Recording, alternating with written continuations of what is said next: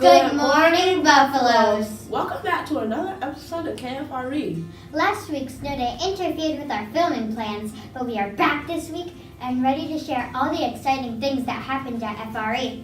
That's right. How cool was it that we had an author visit us this week? So cool. Marsha Diane Arnold was willing to meet with Gretchen for an exclusive interview. Take it away, Gretchen. Here at Fort Riley Elementary, Miss Arnold. Thank you for coming. We'd like to ask you a few questions for our newscast. When did you first know that you wanted to be a writer? Thank you. I'm delighted to be here too. Well, when I was a child, I loved to read, but I never thought about being a writer until I was growing up. And it was actually my children who inspired me, they and their friends. And so I started by writing a newspaper column called Homegrown Treasures, and I wrote it every week for 10 years. But I knew I wanted to move into picture books, my favorite. How many books have you published? With the 3 that are coming up, I believe I'll have 21 that have been published. About how long does the writing process usually take, from coming up with an idea until the book is finished and available to readers? That varies so much. It takes a while to write a picture book. For most authors, everyone is different. The shortest time that I've ever done one is probably a few months, but the truth is that I probably had that idea in my head years before. The Pumpkin Runner took about 6 months. My Galapagos Girl, actually, I had been thinking about it for 10 years. So sometimes things don't work and you keep going back to an idea. Where do you look for ideas? Do you wait for them to come to you, or do you have a special process for brainstorming? It would be fun if I could brainstorm, but I really don't do that. Ideas are just all around us. So if we're aware, as creative people are, as you know, then the ideas just come. And it could be just a few words, a glimpse. Sometimes I think of a title and I wonder if I can make that into a book. And so I'll just write it down in kind of an idea file and go from there. Do you get to decide who illustrates your books or how the artwork will look? No.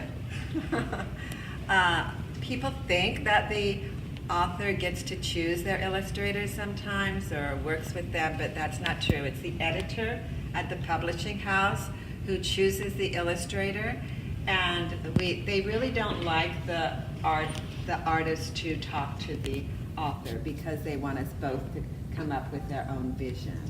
That's generally how it works. How many states have you visited to talk about your books?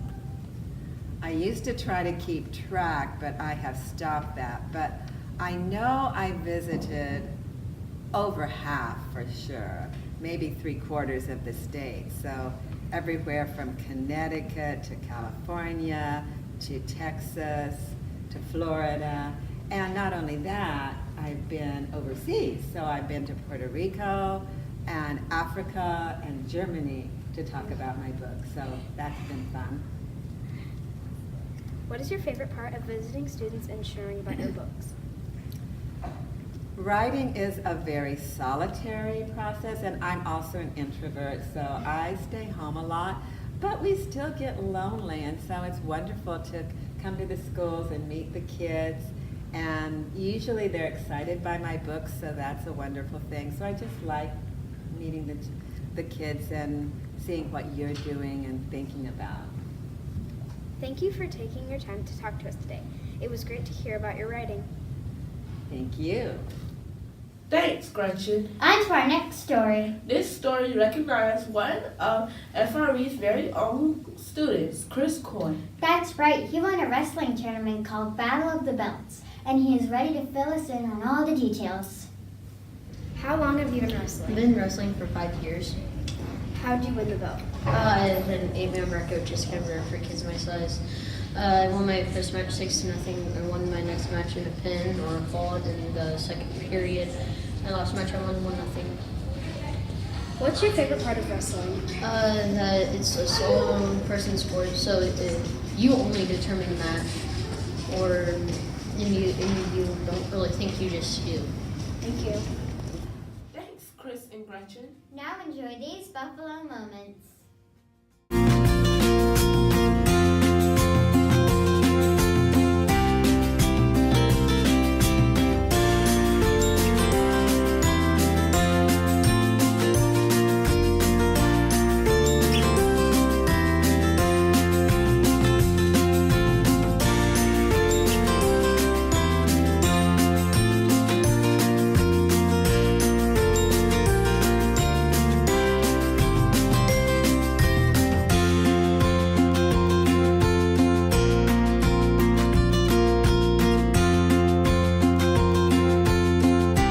All for today. Enjoy your long weekend, Buffaloes. See you next week.